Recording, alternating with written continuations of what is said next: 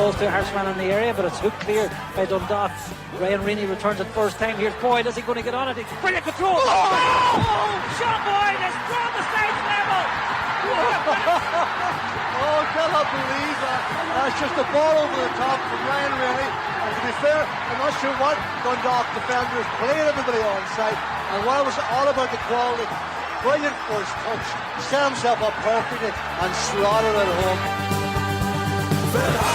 Finn Harps, we're leading on away. Finn Harps. There are so many moments that we could have picked as the moment of the weekend. It could have been Parsons' great break for Ireland against Italy in the lead up to a try, Ireland winning that game, a vital win. Mossy Mahan, who finally won a Wexford senior title with Rapparees, having lost finals in 1998 and 2001. That's the team's first win in 43 years. It could have been John Myler crying on the pitch after he led Kilmoyley to a Kerry senior hurling title. It could have been yet another Carlow County final win for Mount Leinster Rangers. It could be Jenny Egan after winning a World Canoe Sprint Championship medal in Copenhagen. She took silver in the 5,000 metres event. But I think what stands out to me is Sean Boyd scoring 2 goals against Dundalk in the Extra.ie FAI Cup quarter-final. One of them deep in injury time. You have to keep in mind that Harps were down to 10 men. Also keep in mind that Boyd has been to hell and back with injury. They meet on Tuesday night in the replay in Oriel Park. It should be good. We'll have more on that a little bit later. And by the way, every League of Ireland fan probably knew about it, but until I was up at Finn Park for that relegation promotion playoff clash against Drogheda a couple of years ago, I had no idea that that song existed. I'm so glad it's come into my life. By the way, kudos to the Finn Harps media team. Brilliant commentary and brilliant post-match stuff if you want to check it out on the Finn Harps website. This is the extratime.com Monday podcast. I'm Oisin Langan, and coming up we hear from David Moyes on if he was right to spring Mark Noble from the bench for their last gasp penalty against Manchester United. They lost the game 2-1. Gunnar Solskjaer will talk about Ronaldo's reputation and if that means he won't get penalties or if he'll find it hard to get penalties. We've also got Nuno Espirito Santo on a disastrous second half against Chelsea. Waterford FC manager Mark Bircham reflects on an exciting cup win against UCD, while former Shamrock Rovers, Kildare County, Dundalk and Shelbourne forward Ciaran Kilduff talks to us about his coaching ambitions and how he sees the league now. As well as all that, we preview the Ryder Cup with Golf Digest senior writer Ronan McNamara, and we feature Dual Club Kenturk in our trip around the Gaelic Games world. They're quite an interesting club. There's a family with 5 brothers on the team, and they'd have drawn Friday night in Cork against Blarney, but they're a very kind of interesting club. Aidan Walsh plays for them. You might remember him. He played for Cork. They're the club that Anthony Nash left to go to South Liberties in Limerick, but that's the club of his dad, so it's not a bad move or anything like that. He does have a genuine connection to the place. First up, Ireland got the win they needed in the Rugby World Cup qualifier against Italy in Italy. 15-7 the final score against the hosts. That means if they beat Scotland, they have a chance of qualifying as pool winners and may not need to play more games. Here's head coach Adam Griggs, but first captain Ciara Griffin on bouncing back from their shock defeat to Spain. Happy that we got the result, happy we put in the performance that we know we could do. Hit nail on the head there. It was a tough week. We were tough on ourselves. We had a lot of hard work on the pitch, a lot of hard work off the pitch to make sure we were ready to go. And thankfully that came to the fore today. We got the result we wanted, got the win. So in terms of that dressing room, look, all the girls, they fought to the very end. They fought for every ball. So there's tired bodies in there. But recovery is the next step now, and then building again tomorrow for next step Scotland. Yeah, look, there was pressure on us. We had a very good talk in terms of pressure and how we use it, and how you can use pressure for your advantage and kind of take it you should take the pressure as a pleasure at times as well, and that you're in those high stakes games and kind of turn it to your area that you can put the pressure back on the opposition. So I think, look, we met that pressure well this week. Obviously the job is definitely not done. It's just we're one step closer. David Parsons still going. Oh, wow. What about that? Oh. Breaking 2, breaking 3, 4, 5 tackles. They can't drag her down. What a run by the winger. Now, if Ireland can't get inspiration from that, there's no hope for them whatsoever. Right, they go this time. Flood. There's an overlap here. Higgins can get it wide. Out to Considine. Pass goes to Murphy Crowe. Can she get into the corner? Amy Lee Murphy Crowe has the pace to get in there. And that is a superb Irish try. Started by David Parsons. Finished by Murphy Crowe. And Ireland stretch the lead. wow, I literally lost count of how many players Vivian Parsons just made look a little bit silly then. Yeah, I'm happy that we got the result that we were after. I think probably initially, I think we could still have been more clinical in that green zone and coming away with more points. But at the same time, I thought we really did a really good job of keeping Italy at bay and forcing pressure on them through our defence. And it was something we spoke about this week, putting a real emphasis on closing down their space and not giving them time on the ball. And I thought we did a really good job of that, and it showed in them struggling to exit, which kept us in the right areas of the field. And as I say, it would have been probably nice to execute a couple more of those opportunities, but at the same time, we were after the result and we're happy with that. League of Ireland to come, but first, the Premier League. Manchester United's Cristiano Ronaldo was denied 3 penalty shouts in the 2-1 win over West Ham at the London Stadium. The Hammers had a penalty with the last kick of the game, which they sprung Mark Noble from the bench to take. However, it was saved by David De Gea. Here is David Moyes, the Hammers manager, on why he sent Noble on. But first, Ole Gunnar Solskjaer on if he is worried that refs will not give Ronaldo penalties due to his reputation of theatrics. Or for theatrics, I should say. No, of course you can't think that. But I think the first and the third are definite penalties. 100% nailed on, and I cannot for the love of me understand why they're not given. The first one, he does the lad, he sticks out his foot, Cristiano runs where there was a space just split second earlier, and he runs onto the thigh of him. That's a penalty. And the third one is for me as well. Zuma, I think it was, didn't touch the ball, and Cristiano is fouled. David, hard lines. It was a dramatic finish by any yardstick. Can you just clarify for us, please? Ultimately, it's your decision to send on Mark Noble at the end there. Did you ask him to go on and take the penalty, or did he ask you? I asked him. And do you regret the outcome? Not at all, because Mark Noble is one of the best penalty kick takers we've got. We had time to think about it, time to make that choice. So my choice, my decision. But that's what happens in management. You have to make big decisions, Mike. Sometimes they go, sometimes they don't. And maybe the job's for some people and so it's maybe not for other people. But that's why you have to take the decisions. The Spurs weren't looking too bad against Chelsea before conceding 3 in the second half at home. Obviously, they lost the game 3-0. Here is Tottenham boss Nuno Espirito Santo on what went wrong in the second half. First, though, let's hear from Chelsea manager Thomas Tuchel on why N'Golo Kante made such a big impact, including an early second half goal when he replaced Mason Mount at the break. Actually, we did not change the system, but that's maybe the whole point. It seems like we changed the system, but we just played the system with more belief, with more energy, with more quality, sharper. It was simply too sloppy, not sharp enough. We relied only on our skillful play in the first half, but I had the feeling that we forgot to bring the right attitude and energy to this game.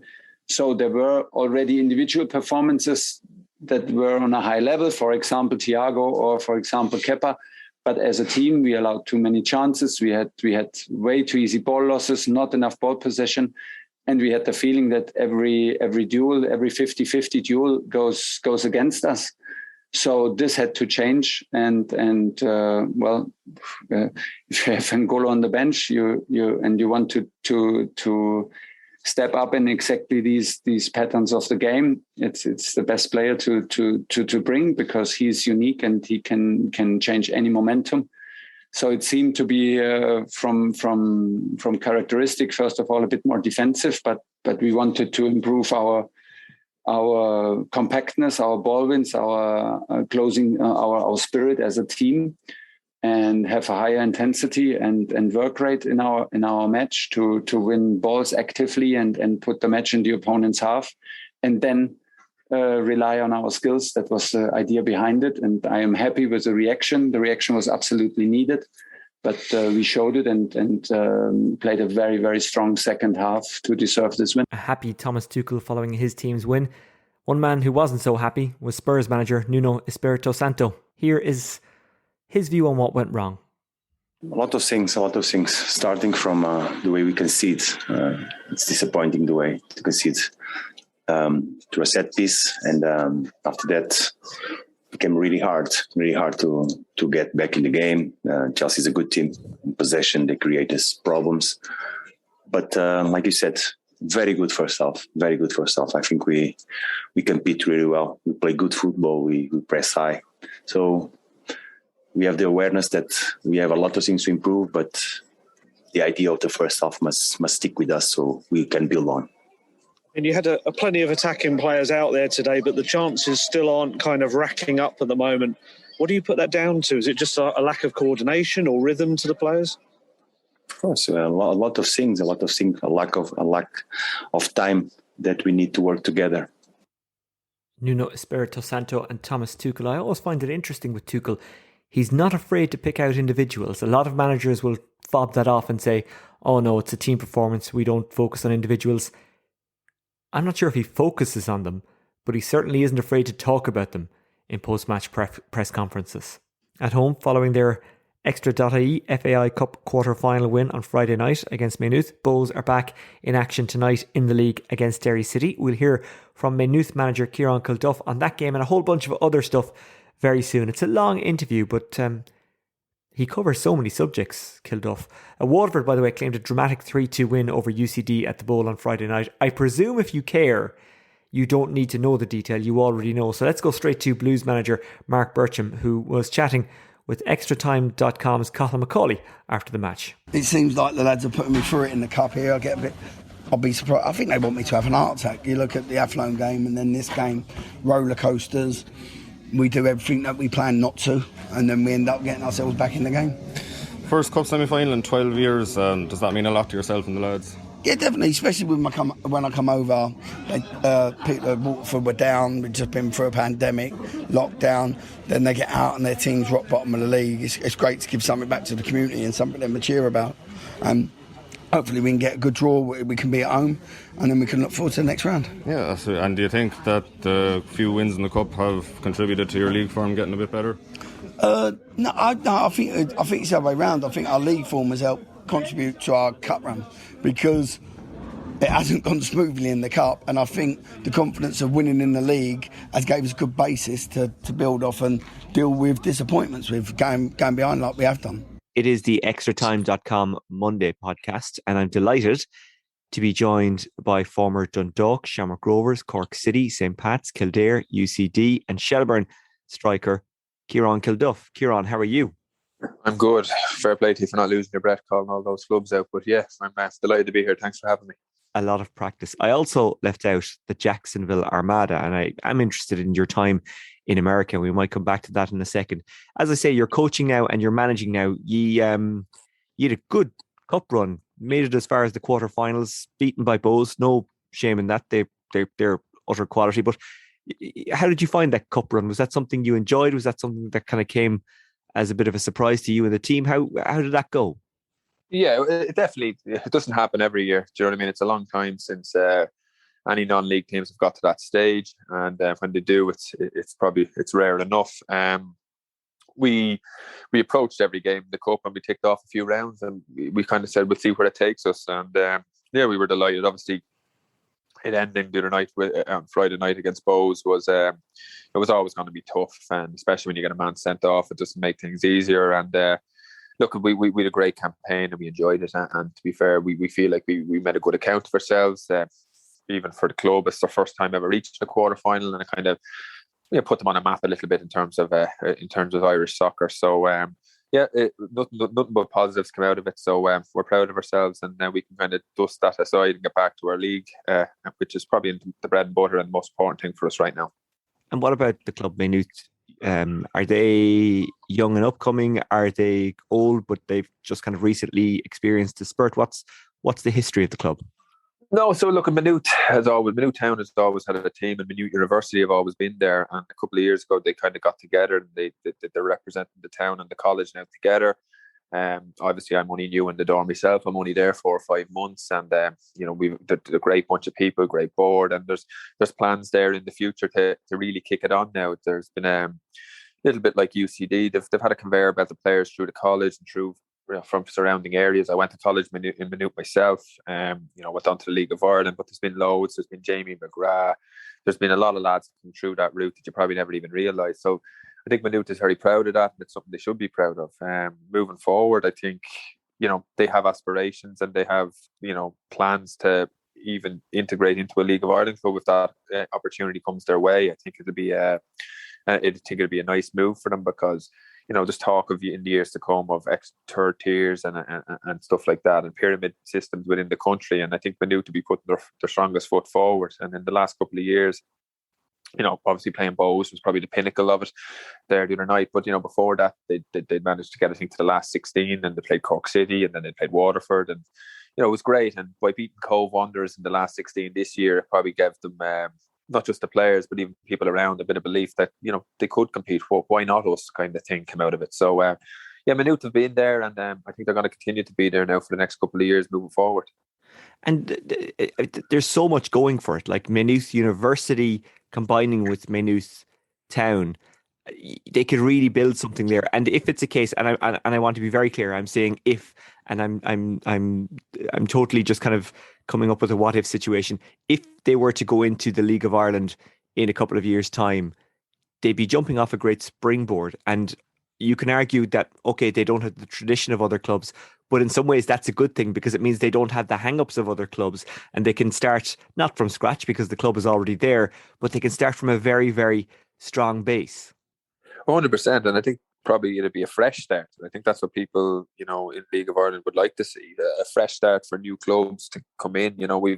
It's always been the old clubs, and a lot of them have history, but I mean, it might be a stage where if there is new teams being formed and being built or being entered into these divisions, that Maynooth would definitely be a strong candidate, and more so the fact that Maynooth is proud of the fact that it's a Kildare club, and there is none from Kildare at the minute. There's down the road, 20 miles away, there's 5-6 clubs in the Dublin area and out towards Bray, and then still no representative within the Kildare borders. So that's something as well that they could tap into for the surrounding areas. There's 250,000 people living in Kildare, and Dublin is probably sprawling out this way, so it'd be a great catchment area for players, and even it would do a lot for soccer in the underage setups and development coming through, that there'd be a team from Kildare that they could aspire to play for. So there's a lot going for it. It's more than just, it would be more than just even Maynooth, I'd say, that would get behind this or would be enticed to support this.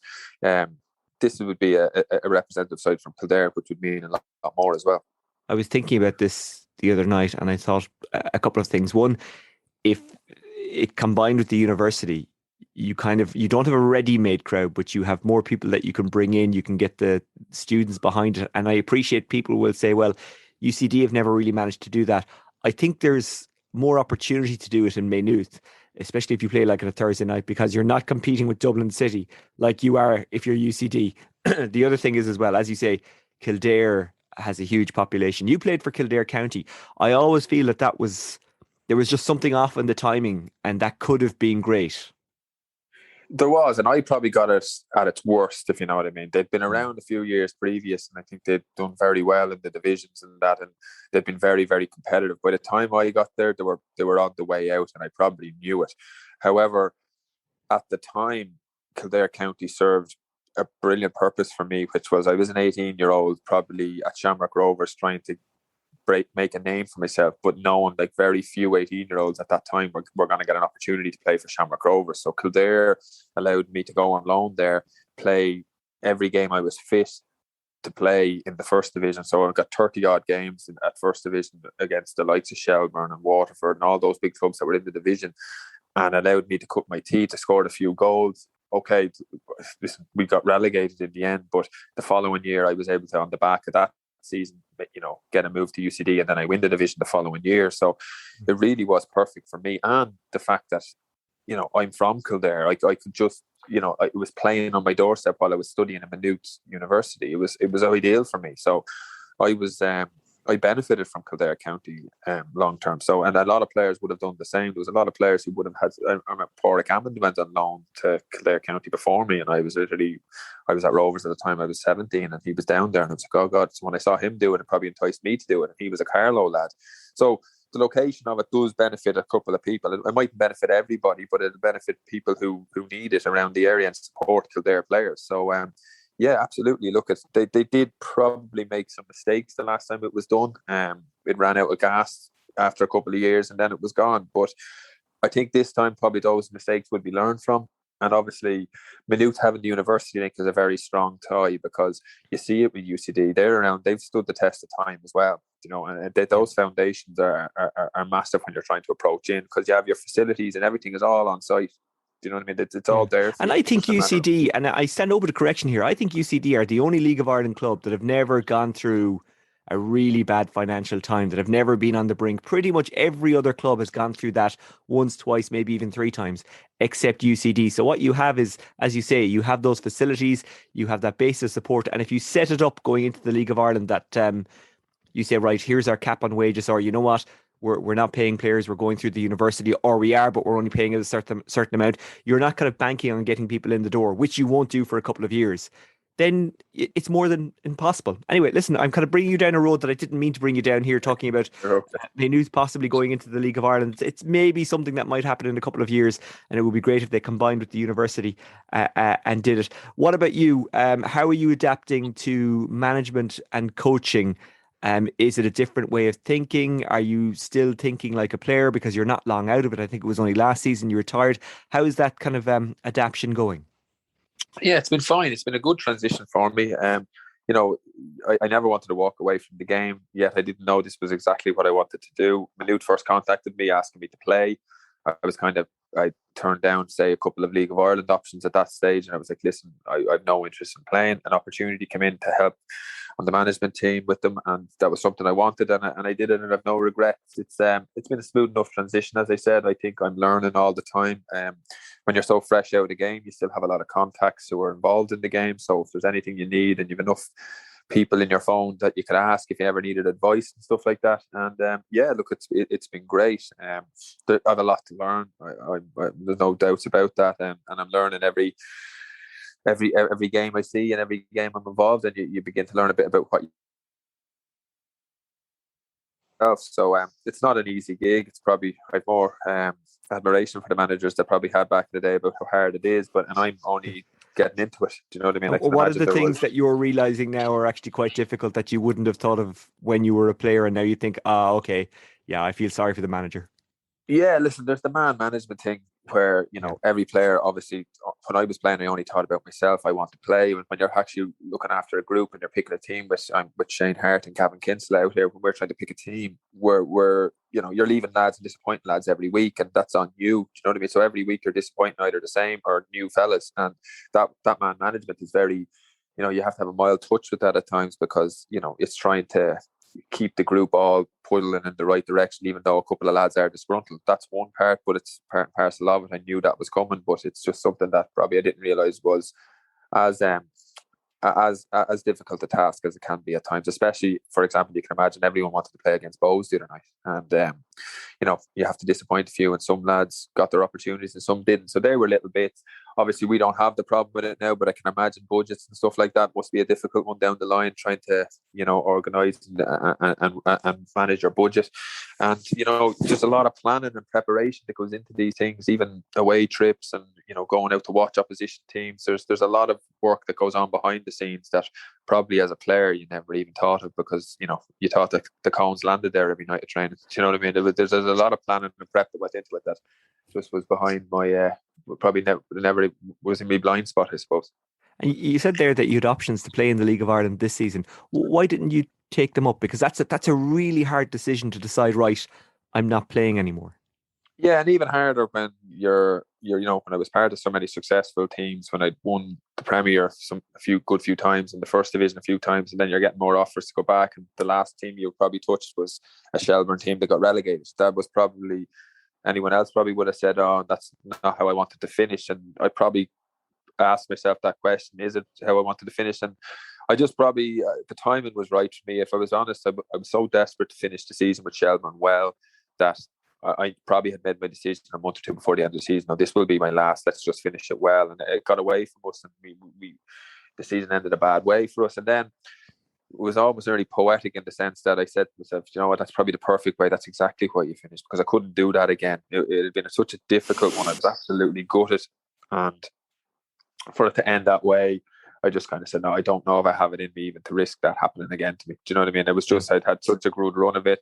I had a great time at Shels, so much respect for the club, and I'm so happy that they're coming back up now by the looks of it as well. So it was just the time and field right for me, even in my own right. My son was born then in February as well, and I was just like, there's other side of my life now that I needed to concentrate on. So I got my priorities probably in line, and I made the decision, and I'm very happy with it. I haven't had a regret to this day.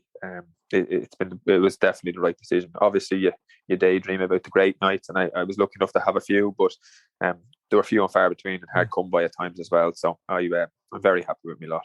Do you consider yourself in some ways lucky, because you've no doubt seen it? You would have played with a lot of older pros over the years who cannot let it go, and even when it's painfully apparent they can't do it at League of Ireland level anymore, they keep driving on, and that's grand. Some guys can plough on at a lower level and they're happy with it, but there are some guys, they're obsessed and they can never let their playing days go. Are you happy that isn't you? You can say, right, I had a good career playing, now it's the next thing. Yeah, look, I'm very proud of what I was part of in my career and stuff like that, and I'm very happy. I wouldn't change anything, to be honest. That's probably the truth of it. I wouldn't have hung around any longer. I wouldn't have left any earlier. I had when I came back from America, Shels rang me, and to win a first division with them after being down there for so long, and I scored a good few goals that division, and it was like that was a brilliant year. Who wouldn't want a first division medal? And coming for Shelbourne as well with the support they had, it was great. Even the way that following year started, we did great. Do you know what I mean? We were competitive, and with 5 games to go, it was such a short season because of COVID, but with 5 games to go, we were going up to Derry with a chance of getting into the European spots. Like, we finished 1 point behind, I think, St. Pat's and somebody else that year, and we ended up going down. It was just, it wasn't all bad or anything like that at Shelbourne, where it was a disaster of a year. We just ended up paying the ultimate price, and to be honest, I couldn't have hung around anymore. Your body begins to tell you as well. I got a couple of injuries in my career. I fractured my back when I was at Dundalk. I have screws in my feet. And when you get to your early 30s, like I'll be 33 next week, and someone will say, sure, someone else could have played till 36. Well, I probably just couldn't. Not that I'm not completely cropped, but my body was beginning to scream a little bit at me. And I knew as well as the recovery wasn't as quick as it used to be. And obviously family life then as well. There was a lot of things going on. So I was just kind of going, no, you know what? The timing was perfect. And I wouldn't have stayed any longer, but I wouldn't have left any earlier either. It was fine for me, and as I said, I'm at peace with it now. Yeah, you had many great moments during your career. What are the ones that stand out to you?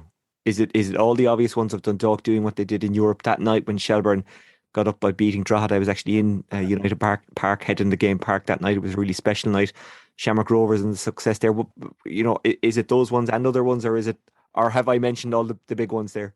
No, I think you've covered it. Listen, the best moments for me on a personal level, and probably as a collective level, were scoring the Europa League goals and against Alkmaar and Tel Aviv, and them being worth the points they were at the time for the club. And every time most people chat to me about it, they're the ones that come up, and they remind me every year when it passes by. It's a year since that day. Do you know what I mean? That when you did that, and they're obviously like my medals, if that makes sense. I'm very proud of them, and they were my highlights. There's no point saying it wasn't. I was even stupidly at Shels. I scored my 100th league goal, which was something that I was proud of as well, because I know all competitions I'd probably broken a few years ago, but I think it wasn't many had got 100 League of Ireland league goals, so that was something that I was very proud of to finish with as well. That's why I have no regrets for that final year. It allowed me scored a couple of goals to get me there.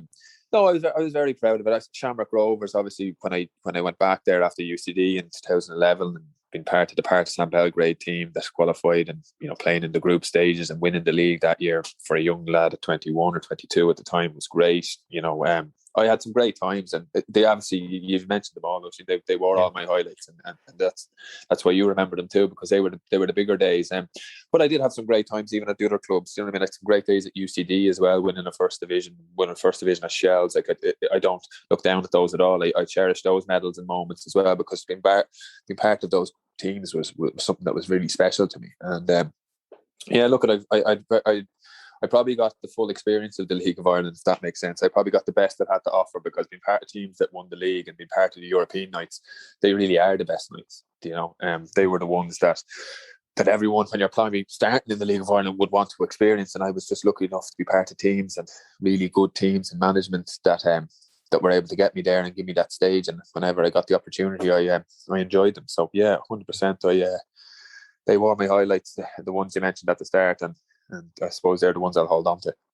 I remember that night in Tala when you beat Bate Borisov. It kind of summed up the league for me.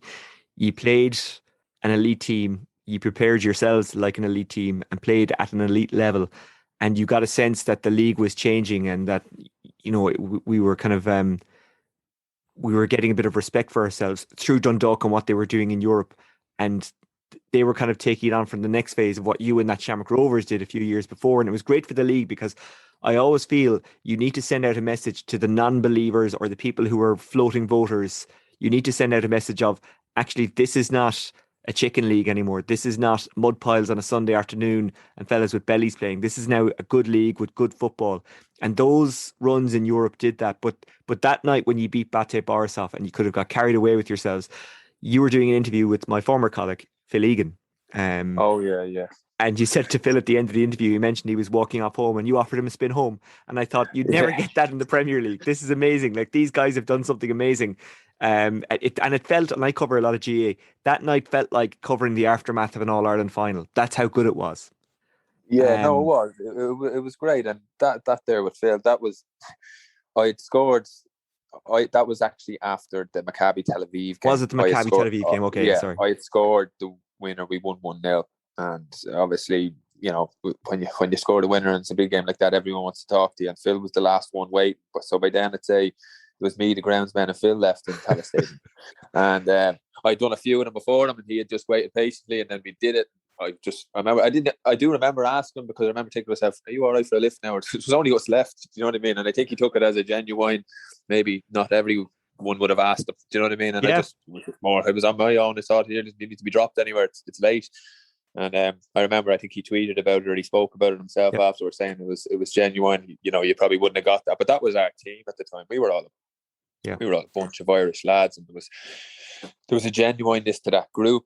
I'd say any of the lads would have said the same at the time, and it was just that was a really special time, because I even remember in that group, 70 minutes into the third game, we were beating Zenit St. Petersburg 1-0, and we'd 7 points from 9, top of the group. And obviously got away from us at the end of that game. And, you know, even up to match day 6 in that group, we had a chance of getting out. And that was probably the first time where a team were actually consistently competitive at that top level. And that probably was a huge turning point for Irish football at the time. Obviously, when you look at Dundalk now, it's hard to believe that was only 5 years ago, which is so disappointing, because there was so much in place there, and it was such a great time to be part of. And as I said earlier, it was to be part of that squad and to have those teams, like the Bate Borisov nights, Dave McMillan's 2 goals and Robbie Benson wrapping it up. They were amazing. But what they did for the rest of the group was they set up moments and nights for like me to have my night. And I remember Darryl scoring over in Zenit and going to Maccabi. There was just such a great year for the whole club and the whole group that were involved. And as you said as well, the general public began to, I think Dundalk had won Team of the year before, and we're going back to the awards this year, and everyone had kind of bought into it. It was nearly slowly becoming like a household name, and people were looking forward to those games, and there was huge media coverage. And we played Legia Warsaw actually that same year in the Champions League qualifier in the Aviva, and we had 30,000 at it. It was, people were beginning really to get behind it, and it just shows what can be done when things go right in this league, and how great it can be, and really the fruits it has to offer. Yeah, it was a magnificent time, all managed by Stephen Kenny, who I hope it will come right with the Republic of Ireland. With you know him better than anyone. You can probably see what he's trying to do. And also, interestingly, it seems normally when there's like there's all sorts of talk that he might lose the board, or if he doesn't start winning, he could be out the door, which is typical football talk. But what's really interesting is there isn't one peep out of the players in a negative sense. I haven't heard one rumour or one story of players beginning to turn. And no doubt you understand that, having worked under Stephen Kenny and the work he puts in. 100%. Like, Stephen's man management is second to none. He can galvanise a group, and he gets it together, and he's shown that time and time again. And he's actually shown it now, because you're saying there's not a lot of those players are in there playing for him, because a lot of those younger players especially, they wouldn't have got opportunities. You know, they're not going to bite the hand that fed them. Stephen has given young Irish talent their opportunity that previous managers and other managers definitely wouldn't. So he's running it well in that sense. Obviously, the results now, he'd be the first to admit, I assume, that the results are hard to defend. At times he set himself too many draws, turned them draws into wins, and that needs to happen now. But I do believe that it'd be a bigger risk to get rid of him now if that was ever to be suggested, because why would you? Like, I mean, we've got to this stage. You can tell. I think the country's talking about soccer again. It's okay. At times it's dividing opinion, but Stephen right now has people talking about Irish football. Has people looking at this young Irish team trying to play the right way, and there has been some very, very good performances in it too. So don't if you stand back from it a little bit, you don't get too emotional about any specific results. And it's very easy to argue against the results. We all know what maybe they've looked like, but give it a little bit more time before making any, mad decisions or being swung in any direction. Let's stand back and go, okay, well, look, there is a lot of new blood coming through there. He did say he was coming in, and the only thing that I think the biggest compliment that he could have, the most credit we give him, is that he said he was going to do this. He said he was coming in to rip up the book a bit. He said he was coming in to give youth, to breed a new team, to get a new style. Like, that doesn't happen overnight. You have to allow a substantial amount of time before you go, okay, it hasn't worked or it has worked. Do you know what I mean? If we'd won a load of them games as well, I don't think anyone should be getting carried away with it either. Do you know what I mean? This was just, don't look at it from a micro scale at the minute. Let it settle. Look at I think actually the FAI had said a few games ago, listen, we'll look at it at the end of the campaign and going forward, what's from it. So there's no point panicking after any single result. Do you know what I mean? Like, let's just, at the end of it, stand back and weigh a lot of things up, because there's a lot of players that I probably didn't even know about who are now Irish internationals, and some of them look amazing.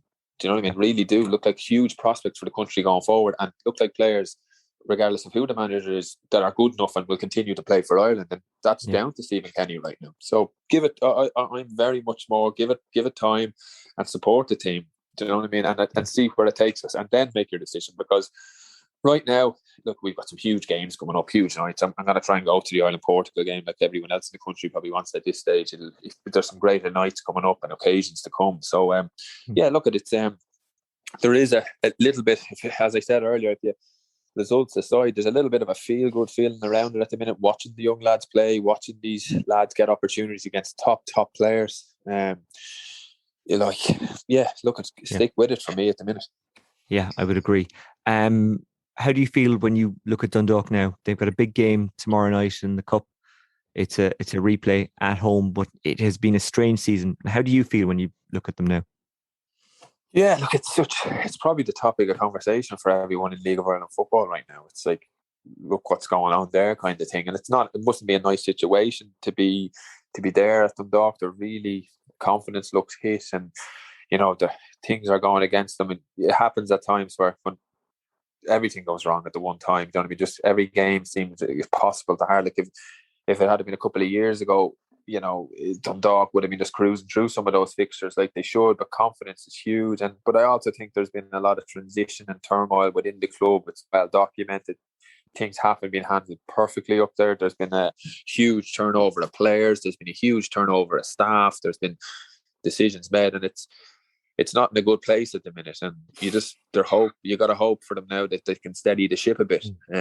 Everyone is probably aware as well. I know that Finn Harp's game was obviously a hard one to take, but they're still in the FAI Cup, and it's still huge. The FAI Cup will be a huge opportunity for them, though, to not just save their season, but for going forward as well. What winning the FAI Cup gives the club now with the European qualification, and obviously. With all the investment and the support behind Dundalk at the minute, that's something that they need. But they are the defending champions of the FAI Cup too. Do you know what I mean? I'd write them off at your peril, although right now it's hard to say. People say, are you joking? Look at their last run of results. But again, Dundalk are more than capable of finishing the season strong and getting through the Finn Harps game, tomorrow night, and that'll be it. And then they'll be back on the straight and narrow. So look at it. It isn't in a good place right now. Today, as we speak, it's not. But hopefully they can turn it around. Would it in some way damage the legacy of what you and the other team did? Many of the same players were involved in both, if Dundalk were to be relegated, or would it just be a case of, look, that's football? Honestly, I think it'd be unimaginable from where they were coming from terms of budgets and the opportunity that they had and where they were. Like, that's what I was saying to you. Someone had said to me the other day, it's 5 years ago since I scored the goal against Alkmaar. But in 5 years, you could not have imagined when they were sitting on that crest of a wave. I mean, they qualified for the Europa League then again last year.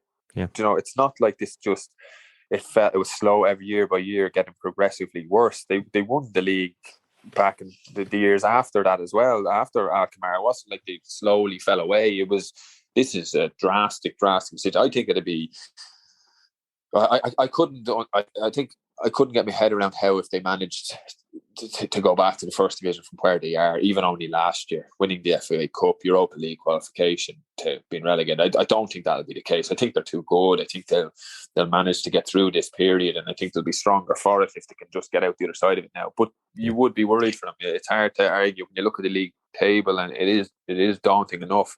But the quality they have in their ranks and on their books, I mean, they're some of the best attacking players in the country still.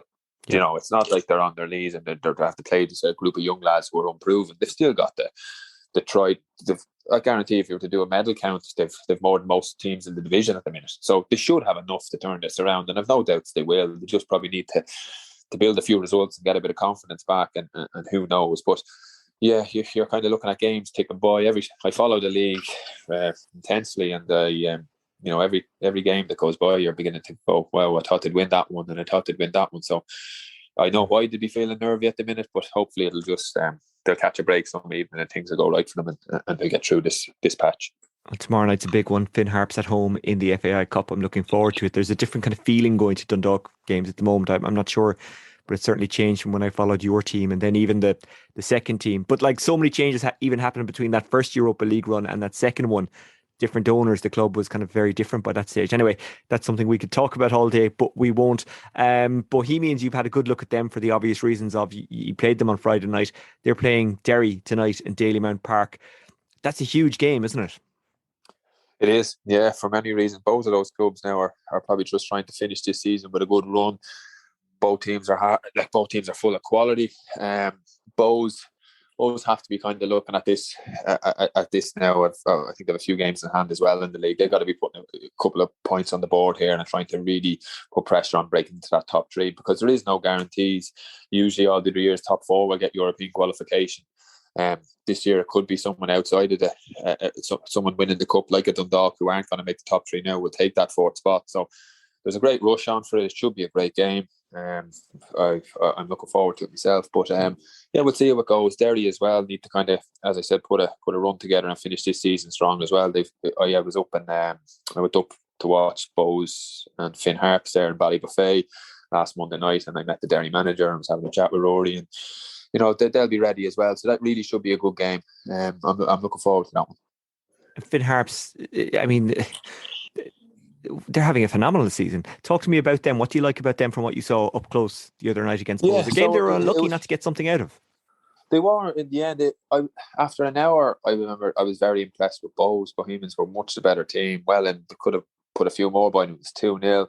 And Harps had a great support there for a Monday night. It was actually a great atmosphere. And you thought the game was just petering out at 1-0. But like Finn Harps, they never give up. They get a goal back. And the whole game turned. The support got behind them and got on the Bowes' backs, and you know they really could have robbed something in the end. They really pushed them to the end. They got a couple of corners at the end. The keeper came up and one cleared off the line, and Bowes ended up going 5 at the back. There was Finn Harps really rattled them, and I think up there, even in my playing days, it was a hard place to go. A bit of a fortress for them. You know, Ollie really taps into that. You know what I mean? The support come out. They're intimidating enough, and yeah, it's a tough place to go, and they play to their strengths, which is something that you have to give them credit for. And no one ever gets an easy game up there, and that's why they're doing so well. And you saw there the other night, they were down to 10 men, and they still had the belief to grind it out and get themselves a replay now. But yeah, look at it. It was probably something again that I've never sat in the stand up in Ballybuffet and took in what it's like up there. You know, it's really different from anywhere else in the country. It's a real community thing, getting behind their team, like walking into the ground. There was a good few hundred. There must have been over 1,000 or two at the game for a Monday night. It's one of those grounds, isn't it? It's an utter kip, yet it's an utter palace. I love it. It's a bit like Oriel Park in that sense. It even looks great. Like when you're out in the pitch, you think it's as you said, a kip. The pitch isn't great and the stands aren't in the best of nick. But actually, when you're sitting in the stand looking out onto the pitch, it looks good. I took a picture and sent it on to someone, and I was like, it actually looked good under the floodlights. The behind the goals on the terrace was full, huge crowd, huge. They're great. And there's a great noise as well. It kind of reverberates off the tin roof, doesn't it? And it just Oh, it was amazing. And it was something that I'd never even thought, again, like what you're saying, different from when you're playing. Stuff you never even heard, because when you're in the match, you're probably not listening to it. But when you're in the stand, it was fairly noisy and loud, and it was a great atmosphere. It was really, really good up there. And they're really supportive and behind their team up there, and they're really in a good place at the minute. And credit to Ollie Horgan and the lads up there, because what they're doing up there isn't easy. Where they're located, the geography of it, what the demands, and I'm sure the mileage in Ollie's car must be through the roof, because mine going up and down. But like, in fairness, credit to them, because they're doing a great job. Ciaran, there are so many things and subjects I could talk to you about. I don't think we'll get to them today. Otherwise, this would be the world's longest podcast, and it would be the extratime.com Monday and Tuesday podcast. So we might wrap it up there. But can we talk to you again? I'd love to talk to you about your time in America, and I'd love to get your views on the league towards the conclusion, if that's all right. Can we talk to you again? Oh, absolutely, Oisin, anytime. Brilliant stuff. And we'll get Phil Egan home eventually. Thank God, yeah. Hopefully he's all right. He is indeed. Ciaran Kilduff, thanks for joining us on the extratime.com Monday podcast. Talk to you soon. Thank you. This is the Extra Time Monday podcast, and for the first time, we're going to talk about golf. Well, actually, the second time, because 2 weeks ago we congratulated Shane Lowry and played a bit of audio.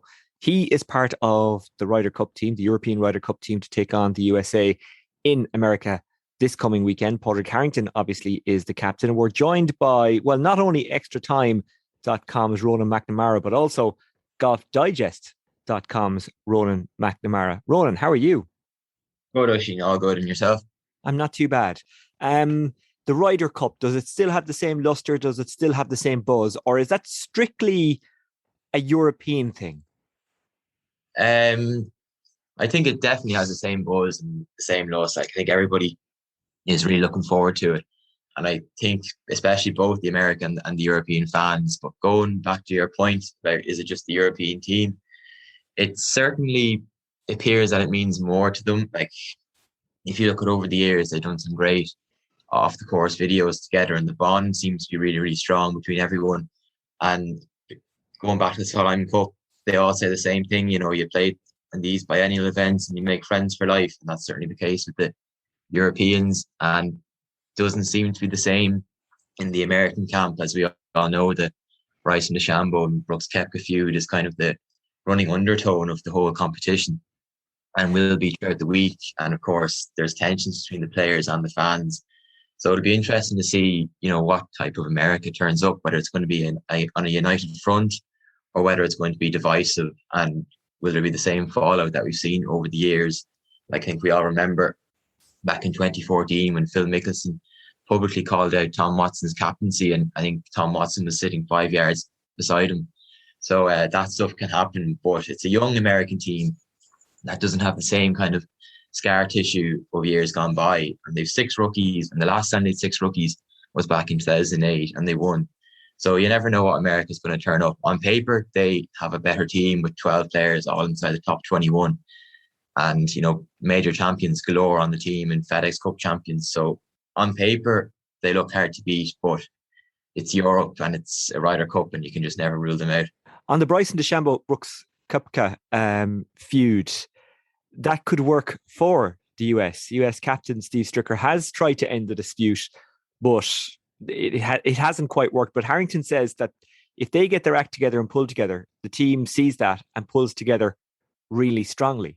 So I'm just wondering if you agree with that. Can this actually work for the Americans, who, as you say, have had issues in the past? I mean, I remember even going as far back to the K Club when I actually, for the first and only time, covered a Ryder Cup and followed players around.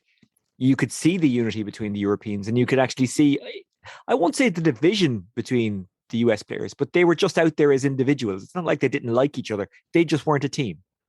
Yeah, I'd absolutely agree with you. And Kefka spoke this week already that he doesn't really get the whole buzz around the Ryder Cup. He doesn't like playing team golf. But I definitely think that Kefka and DeChambeau, that kind of, I suppose, that tension can really bring the team together. We've seen it in football over the years. You know, the great Man United strike partnerships with Sheringham, Cole and York, they didn't always get on. That's what sport's about. You're not always going to get on with your teammates, but you just got to put your differences aside for a week and get on with it. And both players, to be fair, during the summer spoke on this point, and they said, you know, for a week we can kind of let bygones be bygones and get on with it. And if they do, then it's all the better for the Americans, because they would be two of their best players, and you'd be fearful that the two of them perform to their best, what they could do to the Europeans, particularly in the singles, where I think the individuality will probably suit the Americans in that regard. Yeah. Is it too cliche to say that the American team is full of bigger hitters than the European, and on this course that will suit them, or have I got that completely wrong? No, they are full of bigger hitters, definitely. But I think if the Europeans were going to pick an away course to go to, Whistling Straits would be right up there, just given it's kind of a more rugged terrain, a links nature. And if you look back at the PGA Championship in Kiwa, you know, Europeans did well there, particularly Lowry, who were the top five. So he won't be fearful going to Whistling Straits at all. Yeah. And usually the Americans like golf course that yields a lot of birdies. I don't see that happening in Whistling Straits, particularly if the wind gets up. The wind gets up, it's all going to be about, you know, keeping the ball in play, which, as we've seen, doesn't suit DeChambeau, doesn't really suit Koepka that much. You know, Thomas isn't the greatest driver of the golf ball, so it probably evens it out if the weather can get up, which I expect it probably will, given that it's in Wisconsin. Okay. What about the captain, Padraig Harrington? He is known as someone who continually tweaks and works and tries different things with his game, which is fine for him. It's led to success. It's led to down periods as well. And I think he'd be the first one to tell you that. If he tries to do that with the team, is there a worry he might overthink things? Is there a worry he might over-tweak things? I mean, McGinley, when he was the captain, and the only reason I'm comparing them is because they're Irish, so maybe that's a bit unfair. They're both Dubliners. He seemed to just do enough. Whereas with Harrington, I fear he might do too much. Yeah, like McGinley's kind of been the benchmark, I think, for captaincy ever since Glen Eagles. Just the way he did things, like he even brought Sir Alex in as a motivational speaker. But is that because he's also a very good communicator about that as well? I mean, he has made a career about talking about the captaincy, and I've no problem with that because he did a great job. But he's a good communicator. He made it a bit showbiz. He was good at PRing himself about it as well. Yeah, he's a great communicator, and he seems to get on with everyone as well, which helps. And just going back to Harrington, I don't think Harrington will overthink it. He'll have probably done all his thinking up until the week, and then from there on, I think it's just going to be what's the weather going to be like and what pairings might suit the conditions. A lot of people are saying that Larry and McIlroy should be together.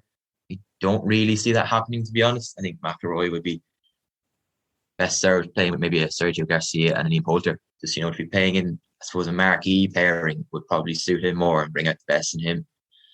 But yeah, Harrington, I'd say he'll probably be closer to being a Paul McGinley than a Thomas Bjorn. I think he'll definitely leave no stone unturned. He'll have everything covered. And from a European point of view, I suppose if there's anyone who you'd want to be your away captain, it would be Harrington. You know, he's used to grinding it out.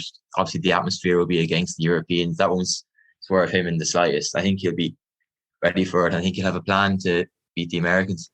Yeah. Who's going to win and why? It's a tough one to call. I mean, on paper, it's hard not to say the US, but I do think that the Europeans will beat them. I just think match play brings them together. They're better match players than the Americans. They've won 7 of the last 9 Ryder Cups. And obviously, we all remember that one in Medina. So, you know, they have certainly, the Americans definitely have the scar tissue from there still. The Europeans in Hazeltine in 2016. I just think the Europeans have more of a bond together and just more of a team spirit. I think for this week in particular, that's, you know, where it matters most. You can be friends on tour, you know, all you want, but this week is the week where it really matters. You need that friendship, you need that bond. And I just think with the golf course as well, it's going to suit the Europeans maybe even more than the Americans, to be honest with you. Like, it's not a typical American golf course, you can't really bomb and wedge it. You've really got to keep your ball in play in straights, particularly if the wind gets up. So yeah, I think I would side with the Europeans to pull this one off. Okay, well, listen, Ronan McNamara of extratime.com, but also the senior writer of Golf Digest Ireland. Thanks for joining us on the extratime.com Monday podcast. Thanks, Oisin. Lovely to be here. This is the extratime.com Monday podcast, and as I speak to you, I'm standing in the dark on the AstroTurf pitches at Mallow GA Complex, a fine complex. Why was I here tonight? I was here for the Co-op Superstores Senior A Hurling Championship encounter of Kenturk and Blarney, and we were covering the game live for the Irish Examiner. Tom Walsh, Kenturk manager, a draw in the end, 112 to 15 points. That was some battle out there, wasn't it? Yes, I suppose we're just discussing there was what we call, I suppose, a real championship match, a real tactical battle. A lot of the match, I suppose, fought in the middle third of the field. The dirty ball was vital tonight. I think we had 15 wides. I think Blarney had 16. A lot of good chances. We'd be particularly disappointed with some of our scoring players weren't doing the good moves and they didn't go over for us tonight. But no issues with the work rate and the attitude of the players, and that intensity level was there that we're trying to reach. Certainly a step up from the match last Saturday where we played Bandon down in Coachford. That's what we were looking from the players, and I think playing under lights, it's a different challenge. It's our first match this season playing under lights, and I think that is something to do with a lot of the chances that would normally go over, not go over this evening. One of the reasons I wanted to talk to you was because Kenturk are a pretty amazing club. You've got about 12 players involved tonight who are also involved in your is it Premier Intermediate or Intermediate football team? Oh, Premier Intermediate football, yeah, and they're playing championship against Macroom and Cullen next Saturday evening, and that's 4 weeks in a row for all lads. Tonight was 3 weeks in a row. Then we have a week's rest, but it's very taxing on the players, and we're kind of gone to the stage now where you can't really do much training between the matches. How difficult does that make things? How hard is that to manage? Are you also managing the football, or how does it work? No, I'm not. Okay. Tim Healy is managing the football, but Tim and myself we played together back in the day, so we work well together. It's a club that has been dual for years, and we understand what it takes, and we get on with it. But certainly when you go up the grades, we're going up now to senior hurling, it's more difficult because you need more time. You need more time in the training field. Like since last Saturday evening, with one session, and hurling at this level, it needs a lot of time, it needs a lot of skill level, it needs a lot of practice. And there's no point in saying otherwise. It is difficult to get to the type of level that you need to get to be successful at this level. And do you have to trust lads to go off and do their own thing, hurling-wise, even going to a hurling wall or doing what they can? Because with the demands of football, you mightn't be able to get as many hurling sessions as you'd like done. Oh, very definitely. That is really the secret, because as a collective, we can only do really one session. But the boys, I'd say, they did a couple of alley sessions. Frankie Flannery, our coach. Frankie, a former coach of mine, believe it or not. Yeah, yes. And Frankie's a very experienced coach, and he understands what the work that needs to be in, even though I can see that it's quite frustrating for him at times because he's not able to get the time with the players that he wants. But at the same time, we are instilling on them that they got to have the hurling in their hand. Let it be the Gable wall at home, or we have an alley in the club. Come to the alley and Frankie takes sessions with them, and that really is that's a must. Otherwise you'll really struggle at doing the dual thing. Do hurling and football complement each other more now than they would have done in the past? For example, tonight there was a lot of times where guys were running off the shoulder, and that's something that the Limerick hurlers do. And at times you were trying to work it through the lines. It was what I'd call a real football thing, and you were not afraid to bring the ball into contact, and being able to get a ball out of a tackle is such an important skill in both football and hurling now. So are you better off now than you might have been in previous years, that you've got guys playing to such a high level in both? Yeah, that's a good point, and you can see there's a lot more physicality in hurling than used to be. Even you mentioned the Limerick team, huge men, physical men that use their bodies to good effect. And certainly we play a lot of football, and we see it certainly as an advantage. That game that you mentioned there, coming off the shoulder, very effective. when it's done well, but it takes a very high level fitness level to do that for 60 minutes. So it's a taxing game on players. And again, I mentioned this is our third week in a row. The boys have gone to football 4 weeks in a row. It's asking a lot of the players like to be able to do 60 minutes of intensity, that type of intensity that you need. But certainly, that's a game we'd prefer to play. But it's difficult to get to 60 minutes of that, And speaking of difficult, you've 2 sons in the panel, and then is it 5 nephews? 5 nephews, yes. Yeah, that's it. Yeah, there's 7. And you can't pick them all? No, I can't. And when I sat down and we tried to put a selection committee together, I felt it important that we get outside influence. Frankie is a man from his own club, is Carrigtwood, and he's proud of that. Paul Ahern is a man, he's living in the town, he's from Clare. And Donegal and myself. So that helps, you know what I mean? And there's no agendas there, and that's important for our panel of players, because there's a few players there now, like they played the junior team last Sunday night in actual fact, and played well. They're looking for their chance here in this team as well, and they're very important members of the panel. Is it a tough balance though, because you have 2 sons, your brother has is it 4 or 5? Sorry, yeah. Like, if they're not picked, if things didn't go well, they could very well be tempted to bring that home and bring the argument to your door, and it's not a pleasant thing, is it? So is that a difficult situation to manage? Well, it is a difficult situation, and you have to be conscious of that. But at the same time, it's important to be fair. There's more players than the 7 Welches on the team, and there's a lot of other good lads there that would deserve their chance, and we have to be fair-minded. And that's what we're trying to achieve. And I'd like to think that we're being fair. And just before I let you go, look, you're a successful club. You've had great days in the recent couple of years. Obviously, you've had great players, and you still have great players. Anthony Nash has gone to South Liberties, which is his dad's club, so there's a genuine connection there. I don't think it's not a... Well, we won't name players Shawnee Johnson. It's not a Shawnee Johnson type situation or whatever. But do you, when you set your goals out, have to keep in mind that, like, if you say to yourself, right, well, we want to win the Senior A Hurling Championship, but we have to accept that maybe we're not going to be at our peak because of the football. And the football might say, we want to win our championship, but maybe because guys have to concentrate on hurling, we might have to accept that we're not going to be at our peak. Is that a tough thing to accept, or is that something that even enters the thinking at the start of a season? Well, it doesn't enter the thinking. 2017, we won both, and it worked very well. I think, when you get a winning mentality and you get a bit of a run, it takes a life all of its own.